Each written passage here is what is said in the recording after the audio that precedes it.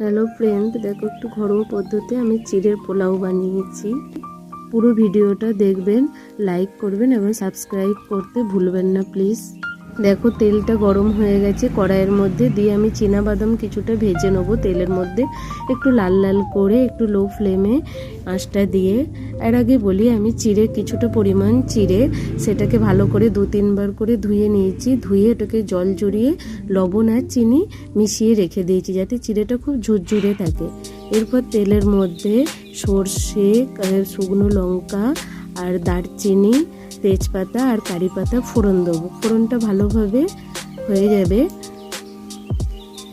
হয়ে গেলে তারপরে এটা আমি কিছু সবজি অ্যাড করে দেবো। আগে থেকে কেটে রেখে দিয়েছি গাজর, আলু, আপনারা পারলে আরও সবজি অ্যাড করতে পারেন। দিয়ে লবণ আর হলুদ দিয়ে দিয়েছি ওর মধ্যে। দিয়ে কিছুটা সিদ্ধ হয়ে গেল সবজিটা, তারপরে কিশমিশ দিয়ে ওর মধ্যে একটু ভাজা হয়ে গেলে বা সিদ্ধ হয়ে গেলে তারপর ধুয়ে রাখা চিড়েটা ওর মধ্যে অ্যাড করে দেবো।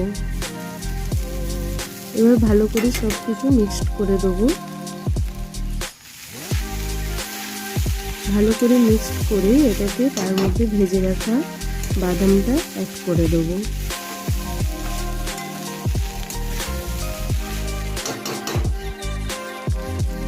বন্ধুরা, কিছু ভুল হলে ক্ষমা করবেন, এটা আমার রান্নার রেসিপি, প্রথম ভিডিও এটা, এই জন্য একটু তো ভুল হচ্ছে, বুঝতেই পারছেন আপনারা, একটু ক্ষমা করবেন।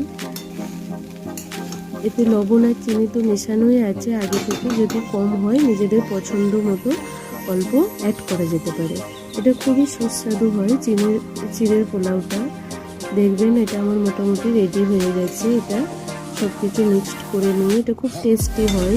বাচ্চাদের সকালের টিফিন আর বড়দের ব্রেকফাস্ট সব দিক দিয়ে এটা খুবই হেলদি খাবার।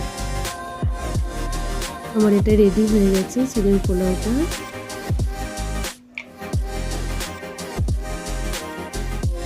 ভালো লাগলে আমার চ্যানেলটা প্লিজ সাবস্ক্রাইব করে দেবেন।